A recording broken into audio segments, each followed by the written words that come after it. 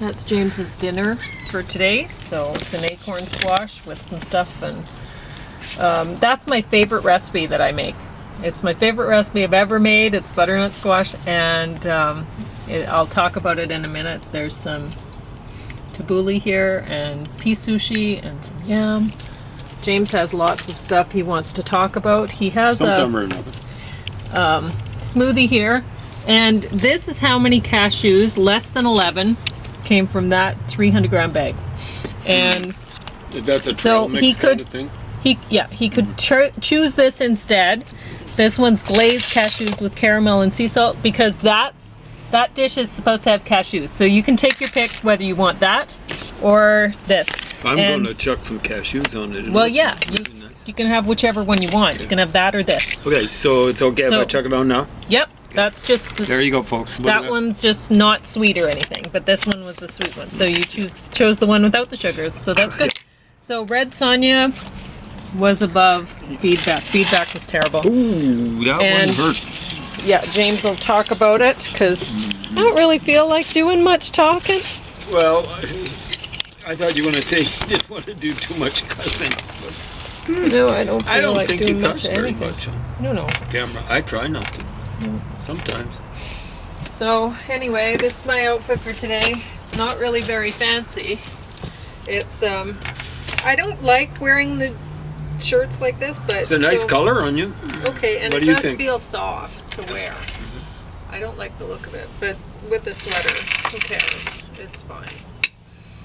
So, you can even put more cashews if you want on top of it. With that dish, what you're supposed to do is like use raw cashews and then fry them up. Yeah, in the pan. Not recommended. That would take a lot of the goodies out, wouldn't it? Make them tastier, maybe, but aren't cashews tasty enough? Yeah, but honestly, it's this is what we had around, because we got this on clearance for $1 for that bag. So I don't know, if I were to buy cashews in bulk, maybe I doubt it would have cost $1 for that much cashews, but I don't know. Cashews are expensive. They're out of sight. And I got this bag on clearance too for, I think this one was $2. But honestly, you can see for 150 grams of cashews, this is actually, you get far more cashews in that bag than the other one. Somebody was upset. I think we're having a domestic. Yeah. Yeah, know where it's coming from.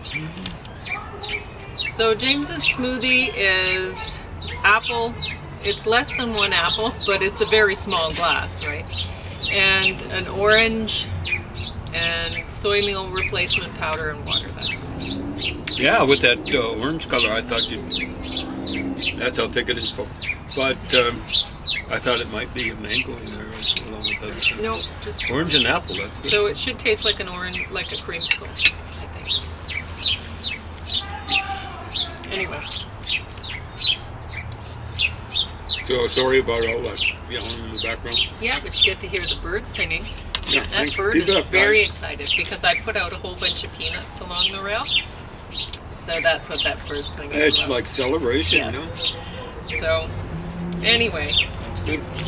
Yeah, I found this recipe, I don't know, in my early 20s, I think.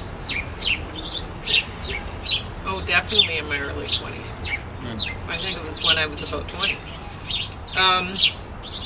And it was my ex got me the recipe book, and it's my favorite recipe. It's so wonderful.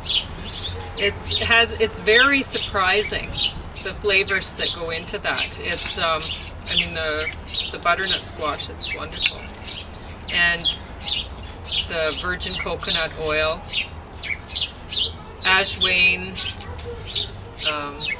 and well, this is the only recipe I use ashwagandha in, I think. So, but it's great in it, and cumin, turmeric, and basil. I think that's all, and black pepper.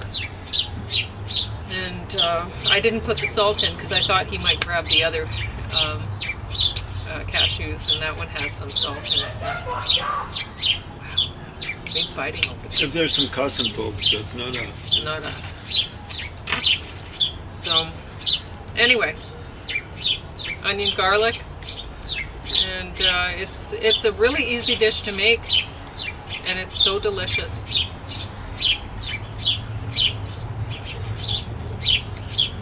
So, anyway, I'm just beat today. So James going to be doing. He's your host today. I thought you wanted to talk a little bit about Red Sonja. Okay. Because I thought I'd finished up all I had to say. I think you want to say something extra. I just wanted to talk about the politics of Red Sonja. I mean, you watch things. Oh, yeah. Well, maybe I should talk about it. Yeah, talk about the politics. I mean,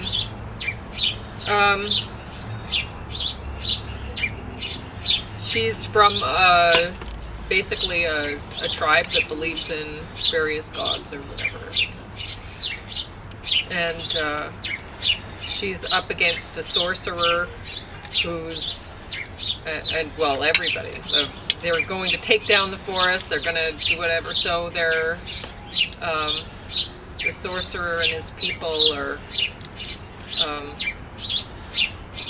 they have electricity and stuff like that, right? So they're, anyway.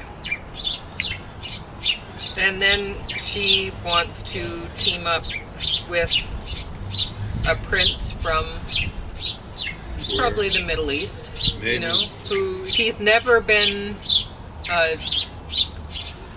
touched by somebody else's sword or anything, right? And so he's never been defeated, and I guess that's what, that's the big heroic claim for Saudi Arabia, I believe, right? So. The Arabia, the central part of it, and that's all but the edges, has never, from what I can tell, never been conquered. And the Ottomans took over Medina and Mecca. Look on the map. You'll see that they're almost on the seashore.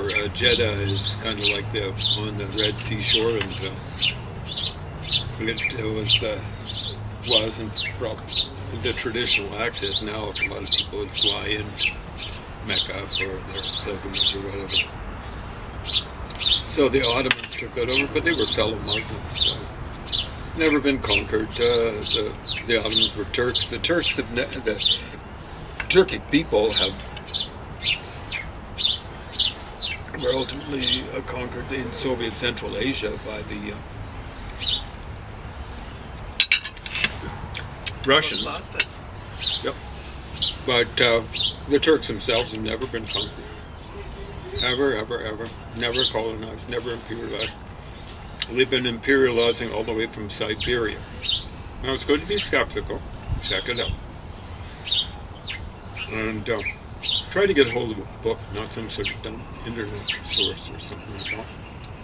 And if the book doesn't come out of Berkeley, especially University of Berkeley, I'm sure will say that the Turkic people, which would include the ancestors of the Turks, came from Siberia. And not just from western Siberia, bordering on the Ural Mountains. Well, bordering on people that are obviously related to Eskimos or Inuit, whatever. Okay? So my point is about this that it is interesting to see how, you know, this sort of thing. This is a comic book movie, right? So this is aimed at a certain age group or a certain type of person, and it's funny to see this kind of marketing. So is Saudi Arabia and the people of Saudi Arabia, are they the great hope to conquer, for the tribal people of the world to ally themselves with to conquer the great industrial powers of the world or whatever. It's and they're like in this movie the sorcerer who had electricity and everything for his people. He was enslaving people, right? And it's like, well, looking at when the democratic countries that we're familiar with, the people that would be watching this, the people from those countries would be watching this, would be the target audience. And people often in America or Canada or Great Britain have a skewed idea of it's a kind of self-hatred, I think, about slavery and stuff like that. And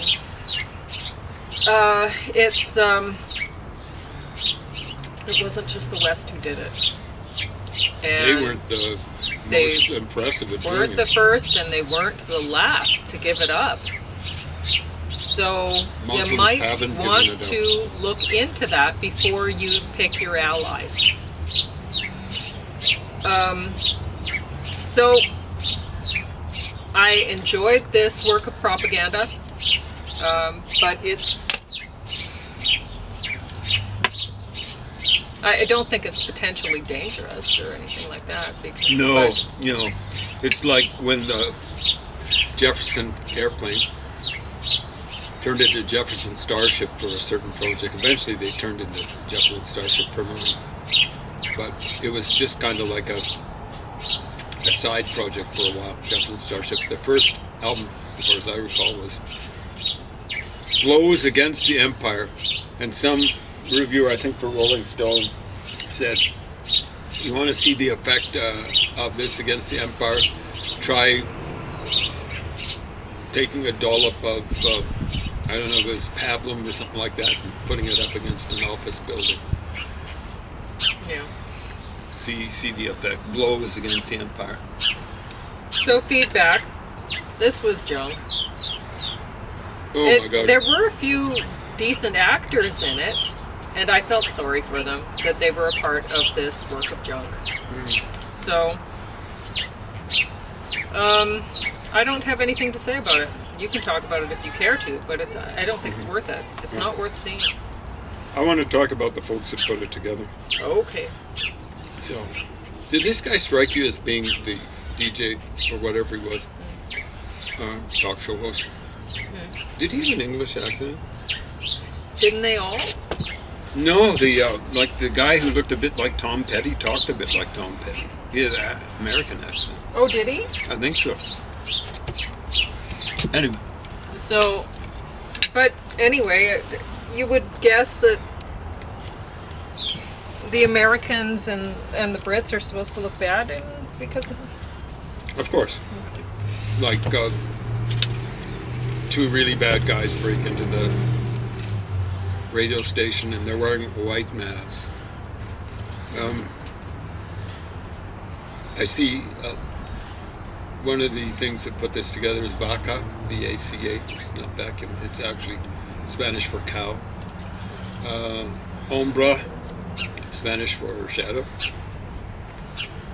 I can't see the other things very much, but I was looking at the credits as they wrote, and looking at the back here, the fairly small print, and I was noticing all sorts of Hispanic names. So the people who are starting in this, I don't know if there's any Hispanic folks, but they're kind of like, Ivana Vaquero. Wow, that's interesting. Put the B in there.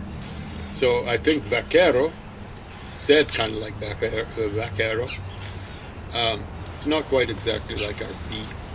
But, I guess you'd call it a fricative or something like that. Labial fricative? No, labiodental. Fricative. B is labial stop. Anyway, it looks like it's a form of vaquero. I'm not pronouncing it correctly. I'm trying. But I think that means cowboy in Spanish. But it might be, that might be the way that it might be Catalan or something like that.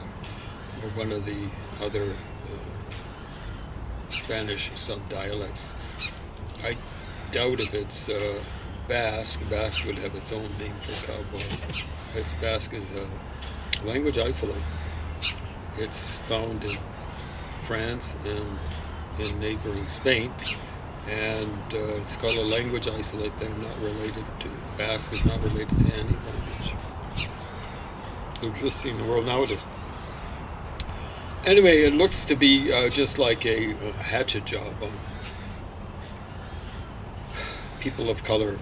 I don't know if this thing came out of Spain or Latin America. Either way, it's would Spaniards think of themselves as people of color? I don't know. They're pretty colorful, but about as colorful as the people in North Africa, Egypt, for example, Tunisia. But so are the Italians. So frankly are the Greeks. So frankly are a lot of the people who neighbor on the Greeks, Albanians, and Bosnian, Serbians, Croatians. Quite colorful, but of course, a lot of those languages, well, the ones that I mentioned, aside from Basque or Indo-European languages, so I guess they're people of non-colorism. It's one of the most racist designations going. It's like singling out one group in the world, whites or whatever, and setting them off against all the rest. Stunningly racist. The way I've been putting it recently is, hey, whites, you're the new Jews. I should say, we've been added to the list of the Jews because you are, according to left-wingers, people of many left-wing people of color. You're capitalists, or usurers, whatever. You know, you're going to get treated like Jews. You're in the vast minority now, and soon you'll be in the minority in your native land. I'm talking about Europe there. Right. Well, we have 11 minutes if it doesn't run out of battery juice. So We're gonna have to I was check doing and a lot of zooming in, look at wildlife on our hikes, so that's that always some eats battery. up the battery. Yeah. Anyway, I was threatening Worth I was it. going to look at these books by Bob Woodward. Okay. Might have enough time to do them something like justice. When we were talking about Bob Woodward, I was saying the other day, that didn't get caught quite on camera before we ran out of battery, that put out something like 20 books on, starting with a collaboration with Carl Bernstein means amber. Bernstein. Anyway, 21 books, I'd say at the least. Some of them are not about politics, most are. Did one about the life and fast times of John Belushi or something like that. Weird addition to his oeuvre. But here, this one is interesting because it traces going from Jerry Ford to Bill Clinton. The downward trend of republicanism. Jerry Ford was a thoroughgoing incompetent in the Dwight D. Eisenhower mold, but kind of relatively innocuous in a hands-off kind of way, a passive kind of way. And then Jerry Carter, the only real incompetent amongst all the Democrat presidents of the United States in my lifetime. The rest have been at least borderline competent, and I'm afraid, folks, that you guys who claim to hang out in the left wing, I don't know where you are. You're off in La La Land. if you don't like Lyndon Baines Johnson. He tried to get a lot of left-wing, real left-wing legislation passed. And because of you flunkies not being on board about things like Vietnam and so on and so forth, a lot of that legislation, tons and tons of it, has been just revoked. Lyndon Johnson wasn't the brightest individual out there, but he passed a lot of left-wing legislation. Carter failed on the economy, and he failed on foreign policy. The trouble that the world is having with Iran right now dates back to his time, and it's largely a creation of his own. Ronald Reagan, thoroughgoing incompetent, blisteringly, and also mafia corrupt. Now, Lyndon Johnson had his serious problems with mafia connections. I don't know about Jerry Ford. He wasn't in that long. 2 years, maybe a little bit longer than that. Bush Sr., the only competent Republican president in my lifetime, and my life goes back to 1954, goes back to Dwight D. Eisenhower. So the Bush baby I'm talking about is not the baby, it's George Herbert Walker Bush, the George Sr. as they style him, George Bush Sr. And he actually had some sort of sense about foreign policy. He didn't know how to handle the economy. He wouldn't have known how to handle the economy if it was like as easy as putting one foot in front of another. Flunked out in the economy. I think it was about 91 or something like that. Clinton was, I'm sorry to say, he actually maybe deserved his Rhodes Scholarship. Even Jimmy Carter had some sort of education. Ronald Reagan was a drooling idiot. I don't know about Jerry Ford. He might have gone to college. I think he played football or something. Maybe in Michigan or something like that. Came from Michigan, if I'm not mistaken. Clinton and stuff like that. But this book traces how the Republicans wanted to get revenge for. They show Ford. They should have shown Nixon, but they wouldn't have been able to line them all up together. Well, they might have been able to get Nixon here. Maybe his corpse. I think he died in 1994. Not that people mark that occasion. Nixon, Richard Milhous Nixon, died sometime in 1994. Let's have a celebration or whatever. Maybe we should. But the revenge that the Republican Party tried to wreak on Bill Clinton.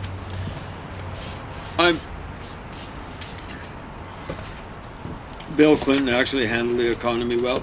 He didn't handle foreign policy that well, but he didn't have the huge gaffes of his successor. You know, like Bush Jr. flubbed Afghanistan and Iraq. And Trump is amazing. You know, like he was gibbering and jabbering in 2016 when he was campaigning, accusing George Bush Jr., Bush baby as I style him. And I'm being unfair to Bush babies, but there are such things. Is it politically correct? I sure hope not. Anyway, Bush babies. They're wee little critter. They found in Madagascar or something like that. Somewhere in Africa, maybe. Big eyes and so on and so forth. But, the Republican legislators during Clinton's administration, particularly the last 6 years, were very recalcitrant. Clinton actually knew what he was doing when he was handling the economy. He went a little bit right of center and stuff like that. He got reelected. You know, like there are a lot of people who hang out on that weird and wild-eyed left wing that just can't stand Bill Clinton because, he made himself electable. And the whole thing about the movement that came up in the 60s was, hey, we're going to stand by our principles even though we just crash the Democratic Party and never get anything elected, because when we don't get elected, we're going to be out in the streets like Bernie Sanders said he was going to do. I don't think he ever did it. And be demonstrating. And you know what they're demonstrating? Ever since 1968, demonstrating their weakness. The way you demonstrate effectively is you get your representatives elected. And then they pass legislation. That's how you demonstrate effectively. You don't get out and with stupid, dumb signs and even stupider, dumber chants like all we are saying is give peace a chance, or hey, LBJ, how many kids did you kill today? All that sort of stuff. 2 minutes? 3.5. 3 minutes. All you're doing is demonstrating your ineffectualness. Okay? So it traces it quite well. About half of the book maybe is about the Clinton administration, because that's what it's about. It's leading up to this Newt Gingrich, or naked as a Newt Gingrich, as I call him. And, how naked is he? I've actually got a CD collection. It's much more recent than the 90s, where he's extolling the virtues of a dude called Donald Trump. Newt, if you're still alive, you should have died of embarrassment a long time ago. We'll, tomorrow, or whenever, if it's good enough weather tomorrow. It will. It will be? Yep. I'll be looking at plan of attack. So the kind of like the foreign policy of the Bush administration, the second one. 2005, 2004. I made that same mistake last time. But we'll be looking at these, Colin Powell, not the brightest person. He actually died of COVID. He has the same thing that I've got. I didn't die of COVID, not yet. I suspect it was one of these right-wingers that was walking around without a mask, but maybe not. And George Tenet, he was a Clinton appointee, if I'm not mistaken, head of the CIA. Those guys were semi-competent. But then here's Rumsfeld, Bush baby Jr., Dick Cheney, the pride, the emperor. As I style, I take a title of Neil Young off of his first album, his first solo album, the Emperor of Wyoming. A wonderful title. And Condoleezza Rice, token hire from probably token at Stanford, and Tommy Franks, who kind of towed the line when it came to Rumsfeld. They walked into Iraq with maybe 1/4 of the force that George Bush Sr. walked, stomped into the border of Iraq, like a little more than 10 years before. George Bush Sr. was actually semi-competent. He actually knew foreign policy. Why? He was a long-term member of the CIA. He was the head of the CIA in 1976. But his tenure at the CIA goes back at least 1963. There was a liaison, I believe, with the Warren Commission in 63, 64, with the CIA, Warren Commission, CIA liaison, and it's George Bush. It's in the documents, and of course the CIA says, it's not that George Bush. Yeah, he had an oil company, wasn't that successful at business, called Zapata Oil. Okay, so Zapata was kind of, if I'm not mistaken, a Mexican revolutionary or something like that. He was doing his shtick down in Latin America. What was he doing? He was doing some, cheapo oil stuff and doing some spying for the CIA. Way back when, from before at least 1963.